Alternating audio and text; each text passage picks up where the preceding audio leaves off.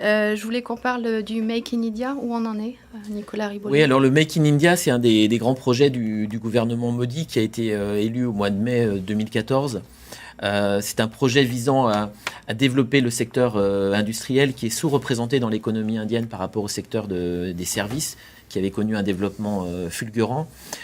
Aujourd'hui, il y a beaucoup d'attention de la part des groupes indiens et des groupes internationaux pour faire les investissements industriels. Le retour de la croissance, une croissance assez forte aujourd'hui en Inde, aux alentours de 7%, fait que les conditions sont réunies pour avancer. Les projets industriels qui sont développés dans le cadre du Make in India, évidemment, ce n'est pas des choses qui se font du jour au lendemain. Un projet industriel, il faut plusieurs mois pour le monter, mais les choses avancent concernant le Make in India. Un des éléments importants sur lesquels le gouvernement aussi avance en parallèle, c'est le sujet des infrastructures, parce que c'est souvent un des points faibles de l'Inde sur certains aspects qui doivent être développés, notamment les routes, les ports. Et il y a beaucoup d'investissements qui sont faits dans les infrastructures. Alors, à un rythme qui va s'accélérer et que le gouvernement cherche à accélérer.